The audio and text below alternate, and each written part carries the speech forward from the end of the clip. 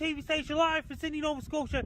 Very cold air is headed towards Houston, Texas on Monday, February 15, 2021. Got a question? Ask Tom on Home Show Radio. This is Home Show Radio live on Facebook and YouTube. Your questions, Tom's answers. Now here's Tom Tynan and Charlie Mosier.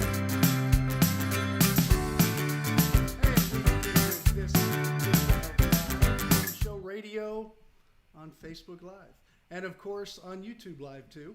We're coming at you today on this going to be a very cold time here in the Texas area, and from what I'm told, I don't live everywhere, across the country too.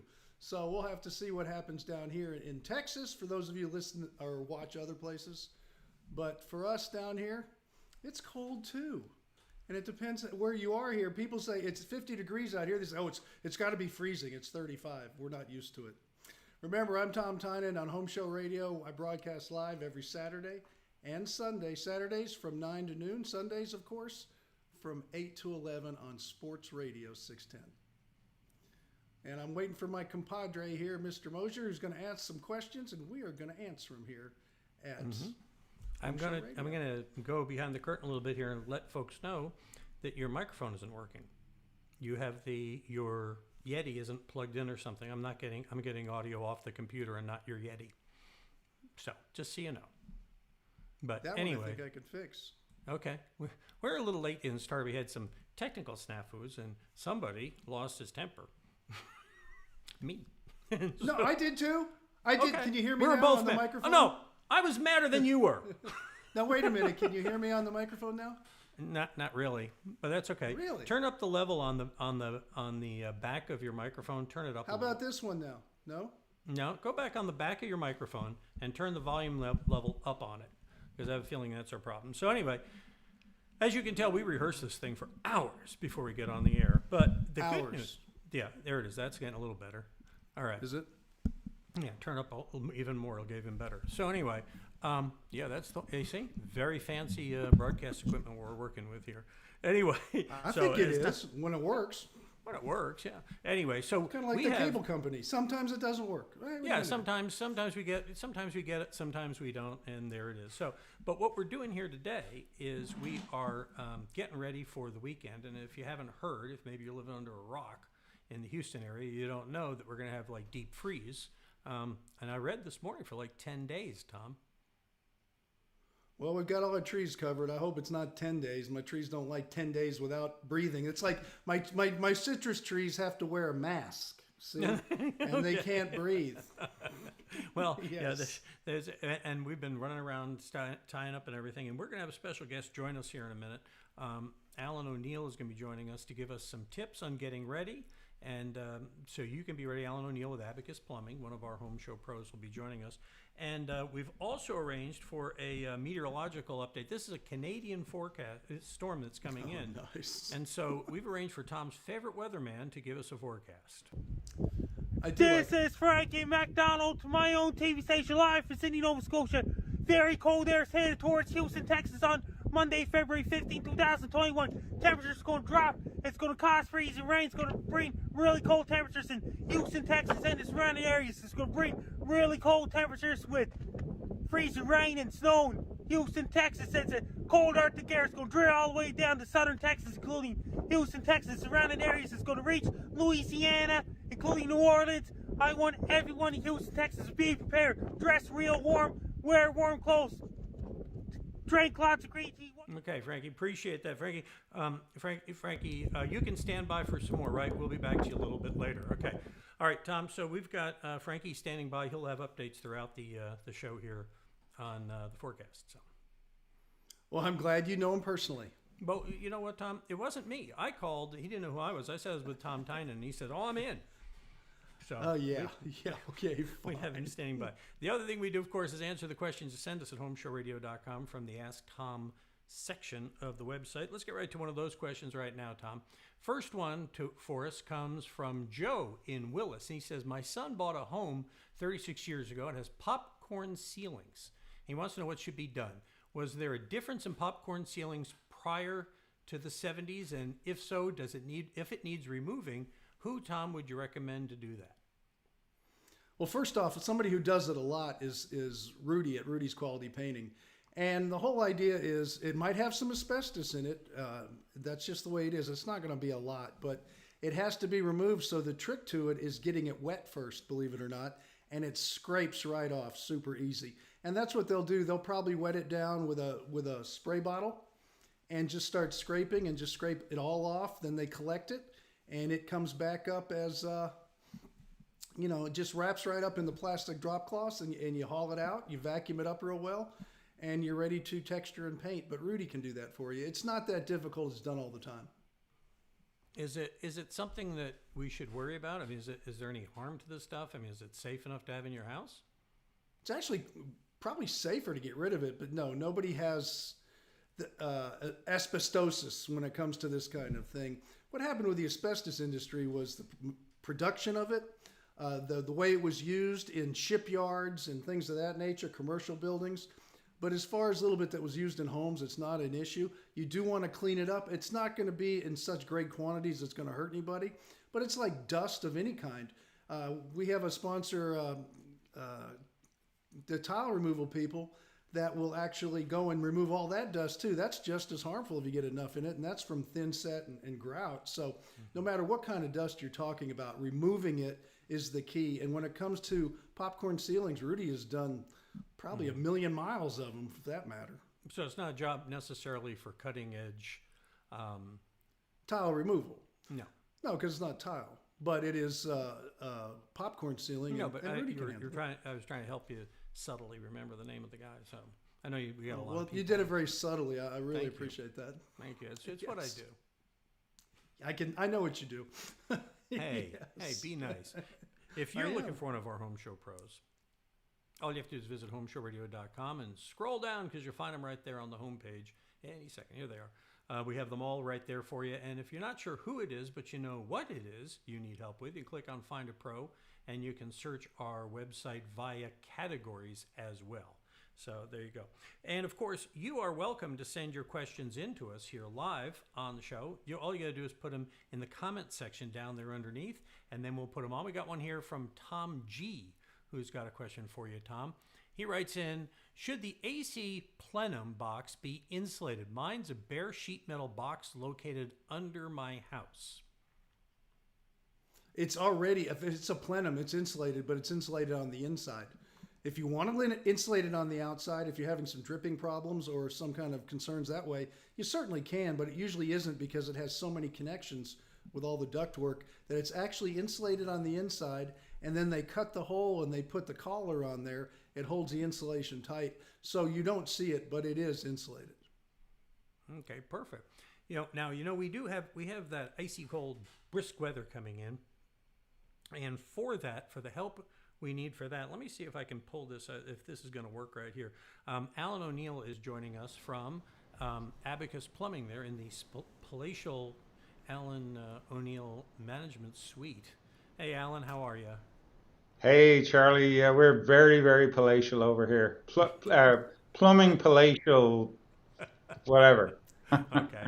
Well, cool. I like it. So as you know, hey, if you can tilt your camera down a little, we've kind of got you right at the bottom of the screen. There we go. Oh, look at that. Look at that. See? So I'm kind of the floor director, technical director, and talent scout today. So,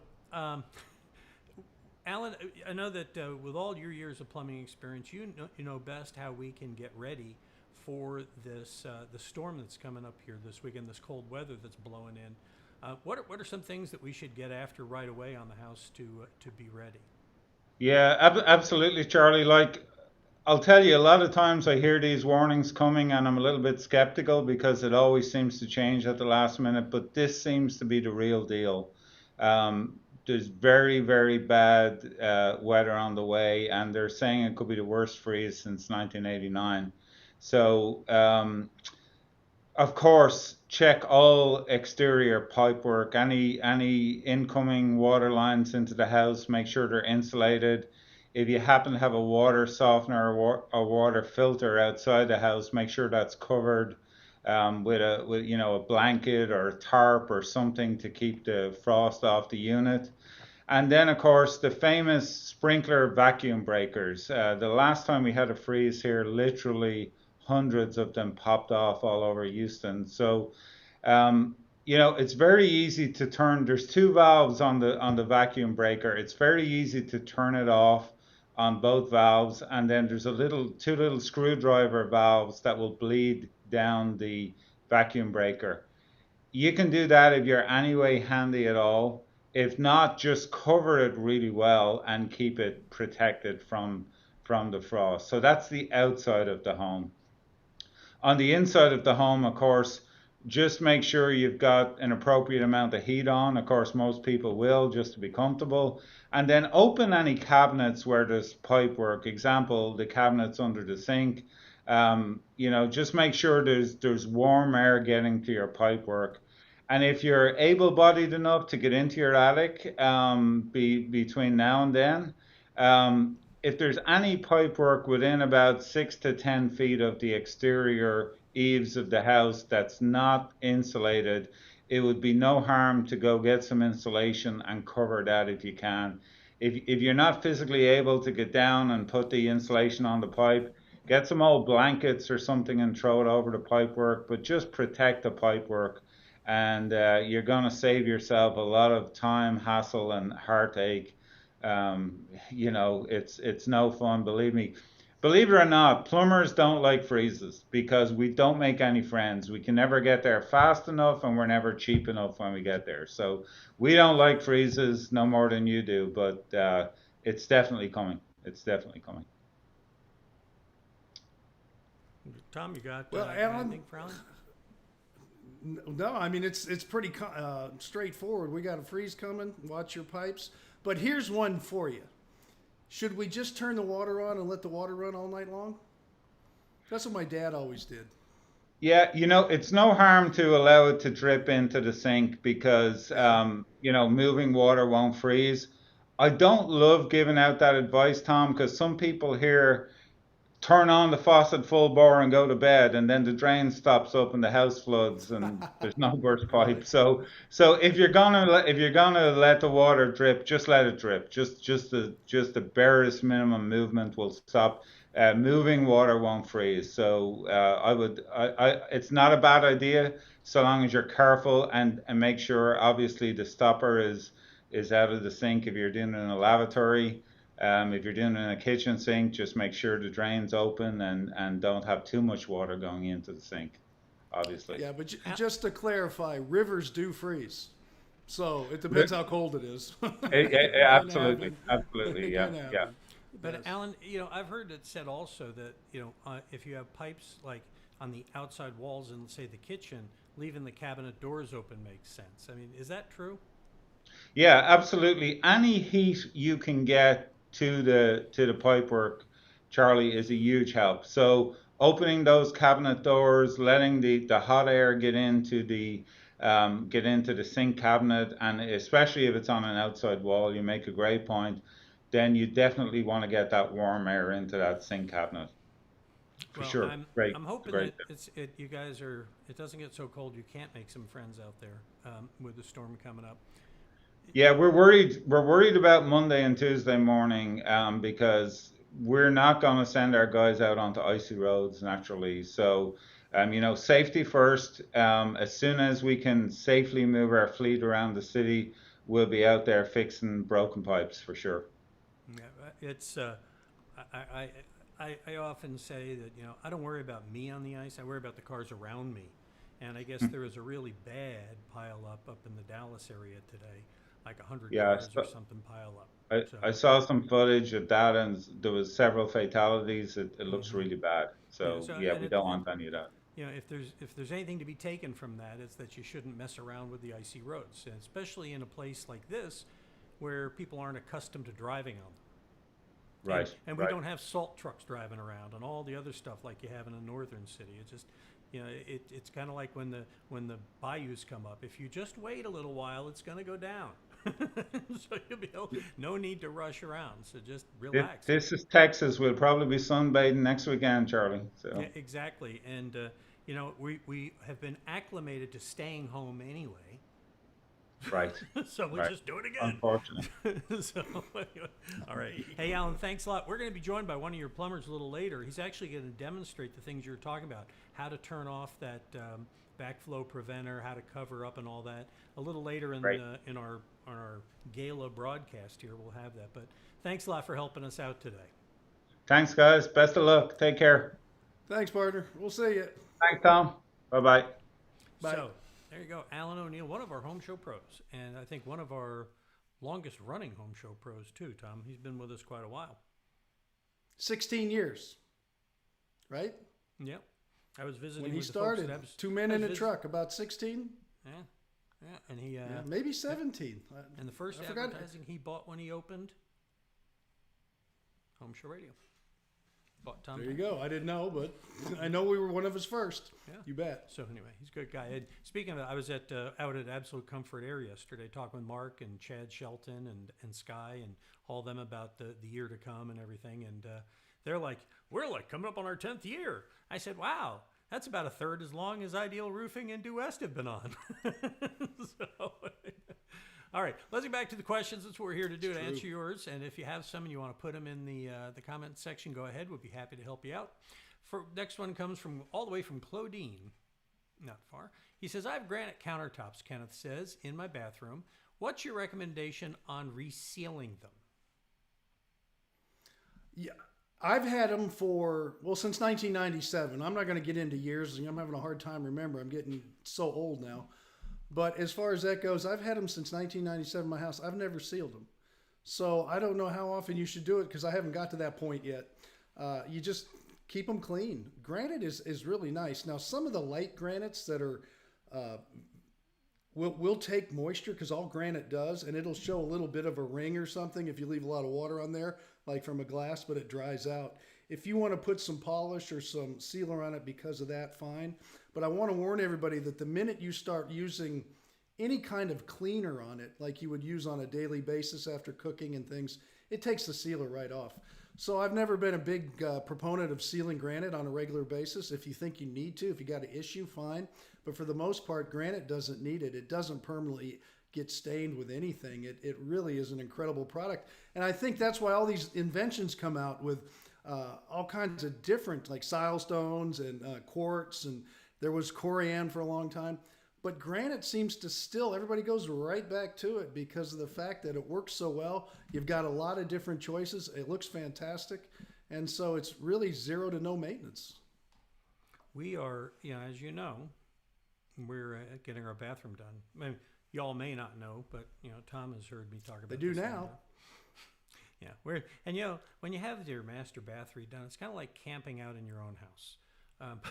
But Sandy is looking at countertop surfaces, Tom, and she looked at the granite, and then somebody showed her a quartz product. It wasn't the Silestone; it was another. I can't remember the brand of it. But how do those stand out? In your mind, how do those compare for a bathroom? Would you go with quartz just as well as you go with granite? If you like it, quartz is fine. In fact, when quartz first came out, Corian came out with a product called Zodiac. It might be even what you're looking at. I don't know. And they priced it really high because they didn't want to compete with their Corian, but it's actually very inexpensive to produce. And so it didn't sell real well, but it performs really well. It has a much different look than granite would. So if you like it, it's more uniformed actually. It's man-made. When I say quartz, the quartz goes in it, but it's still a man-made type produced product. And as far as that goes, it works fine. If you like it, use it. All right, fair enough. All right, let's go to our next. We got another one? Okay, hang on a second. Hey, Frankie has another update on the forecast for you, Tom. Hey, if your salt truck's ready, put the salt on the road for people living in Houston, Texas. Because it's going to bring a lot of snow and freezing rain in Houston, Texas, and Galveston, Texas. It's going to bring really, really cold temperatures since the cold air is coming all the way from Canada. That's going to trigger cold air all the way down to Houston, Texas. It's going to drill all the way down to Houston, Texas, Galveston, Texas, and the surrounding areas. Okay, well, that's good. Thank you, Frank. That's Frankie, one of Tom's favorite weather guy. And Frankie, if you can hang on, we'll come back to you for another update here in just a couple minutes. All right, Tom, you ready for another question? Sure. Okay.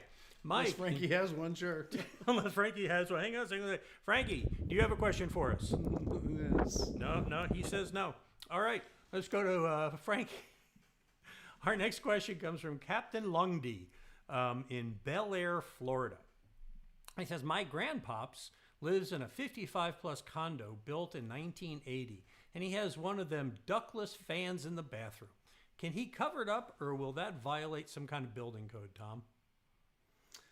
Ductless fans in the bathroom. Yeah. I don't. When he says cover it up, and the first thing I picture is pipes or the backflow preventer, or like Alan said, put a blanket over your water softener. No, I wouldn't put a blanket over it and cover it up. If you want to remove it and then go ahead and sheetrock it and make it look like the ceiling and get rid of it, I don't think anybody's going to say anything with a building that old. I don't know what good it would do if it doesn't duct to the outside. It just makes the smell go around more and more. But besides that, I guess he could get rid of it. I don't think anybody would give him a problem, but you'd have to, redo the ceiling so it looks good. I'm not sure how he's planning on covering it. Yeah, I don't understand why you'd want to take a fan out of the bathroom either. So. Yeah, I don't either. Here's the only thing you have to watch out for.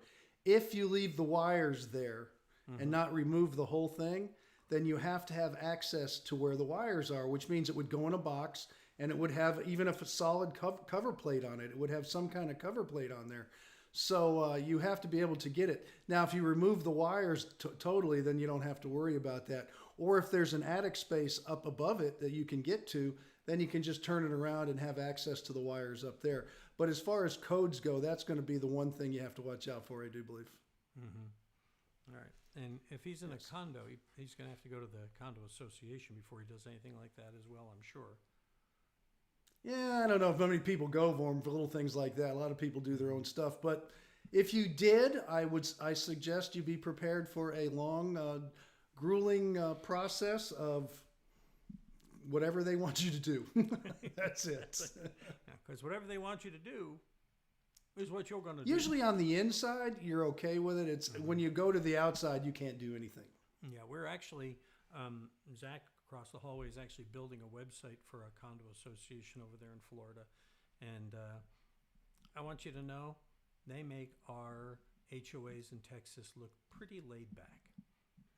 Yeah, they're pretty rough, most of them. Okay. Next question for us comes all the way from Jefferson City, Missouri. That's where Mike is. He says, I purchased a 16 by 80 mobile home recently, and it has 8 roof vents. I've never seen a mobile home with that many. Is that too many, Tom? You really can't have too many. If it's there, they're there. I'm not sure what kind of vents he's had. Is he looking at plumbing? Is he looking at the vents themselves? Is he looking at a combination of different penetrations? But if it was just attic ventilation and you have a bunch, you can't have too many. If they're not leaking and everything's fine, I wouldn't worry about it. Okay. So just let it breathe. Yeah, it's fine. You can't have too much. The only way you can have too much is have no roof at all, then you're in trouble. But besides that, as far as the attic breathing and it's not leaking, I'm good with it. It's kind of a Zen question there, isn't it? I mean, I if don't know. there was no roof, would there be a vent? You'll have to ask Frankie. Frankie, hang on a second. Frankie, what do you have to say? What? I want Stop. everyone in Houston, Texas to stay warm. Be very careful walking. Don't slip and fall for people living in Houston, Texas. Because the air is going to be really cold in Houston, Texas, and the surrounding areas as well. Be careful what you ask for. That's it. All right. Surrounding areas as well. That's a lot of area, Frankie. Thanks. Thank you, Frankie. Yes. All right. Between here and Nova Scotia, actually. That's right. It's going to be very cold all the way through. All right. Yes. Renee in Bunker Hill has hang on, wrong question. There it is. There's Renee. Renee in Bunker Hill says, my mother has been living in the same house for about 20 years. She keeps going through appliances like crazy. She's had to replace 4 ranges, 3 microwaves, 3 washers, and 4 dryers. My question is that a normal thing? Oh, goodness. 20 years, all of those? I would say probably not. I don't know who's doing what to them. If she was running a small commercial kitchen, maybe. I don't know why she's replacing it, and I'm not sure the specifics. But if all I can do is take at face value what's given me, and if it's that many ranges, that many microwaves that keep getting replaced, is it normal? No. The answer is no. There's something else going on. Why they're being ruined, the quality, you're buying something, why they're even being replaced, I don't know, because most of the time you can just fix them. They have repair people. If a burner goes out or something, not a big deal. So I don't have enough information to say, oh, it's an electrical outlet or something like this, but is it normal? No. So maybe the first step is an electrician. I don't think so. I think the first step would have been an appliance repair man or woman for that matter. Someone that came out when it broke the first time and said, hey, what's wrong with it? I need to know what's wrong with it. Are they just coming out and saying, you know what? You need a whole new one and we have a great deal. You know, sometimes that can happen too. So there's all kinds of roads you can go down with something like this without knowing why. But if an appliance breaks, call an appliance repair person. Those are the people that are going to tell you what's wrong with it and fix it. If an appliance is fine, it doesn't have any electricity to it, and it did the day before, then an electrician would be in store for the call. Okay. I'm just thinking if she went through that many in that much time, I wonder, you know. But why? I had a problem once upon a time back in our very first house when I put a bunch of equipment in one room, and it's hard to believe I'd have that much equipment, but you know, computers and computers and printers and monitors and lights and all this kind of stuff I was doing. I was early video stuff back in the 90s, and I actually burned out a monitor, Tom, even though I had a surge suppressor and everything and battery power cleanser. What I didn't have was something to alert me when the power was low. And as a result of how much I was running there, it was such a draw that the monitor wasn't getting enough juice and it slowly burned out.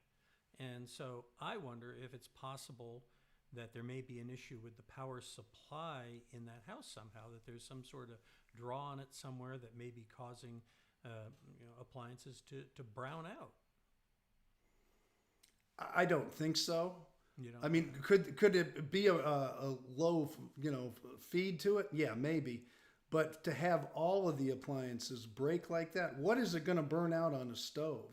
You might burn out a burner, but then the burner you can get at Home Depot for, $29 and put a new one in. I just don't believe it's going to be something like that. Electronics are a whole different animal. Unless she's burning out the boards on the appliances. The new ones have all these boards and stuff, and if they're burning out, then I would have more information saying, yeah, very well could be. But an appliance repair person is still who you call, because they're the ones that's going to say, hey, you got a problem with your electrical voltage coming into the appliance. So I still say call the repair person, and a lot of people don't. They just go out and buy a new appliance. And I think that's a mistake. It's like an air conditioning system, Charlie. We talk about it all the time. People are always told, oh, replace it. It's 10 years old. Oh, it's broken. You don't want to fix it. But you can fix these things and keep them running for 25 years easily. They're not that difficult to spend a few dollars. People don't want to spend it, so they think I'll just buy a new one. So it's good. I think it has a little bit of both in that one. Well, I guess it's a matter of staying ahead of things and keeping on top of what you got. And we're certainly trying to stay ahead of the weather and what's coming up. And we have some, if you're wondering, if you're not totally sure what to do, even if you you think you are, perhaps we can get some help for you. Where is it here? I know it's on my little control panel somewhere.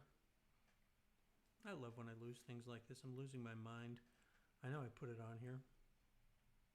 Here it is. I found it.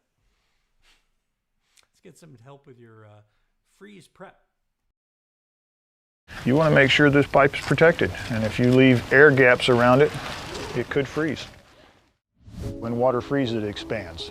When there's no place for that to go, then it expands the pipe outward. Don't wait until your pipes burst. Winterize your plumbing before the freeze. This is the water service riser to the house. This is your main water into the home, and you want to protect that during the winter time so that it doesn't freeze. The first step we're going to do is remove this hose. Foam insulation is sold in different sizes based on the diameter of your pipes. You can make this easier if you get larger insulation than necessary.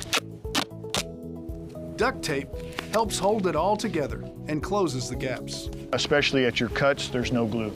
So you're going to have an open spot anywhere you've cut this insulation. Plan ahead. Get hose bib covers before they're sold out.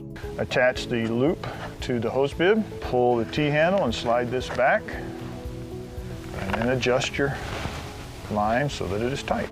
Sprinkler system backflow preventers need to be drained and covered. You want to close this valve first, and then this one. Now you need to open these test ports. They turn a half turn. They're ball valves. Watch for the water. Drain both valves. Your second valve. Any water that's in here now that freezes has a place to expand. It won't pressurize and break your valve. Any areas that are still exposed can be insulated with towels as long as they stay dry. The only thing that insulates anything are the air molecules that are in between there. If you soak this towel with water, you might as well have just left this wide open because it's going to freeze and the valve's going to freeze. We wrap it with plastic, it stays dry, and it does what it's supposed to do.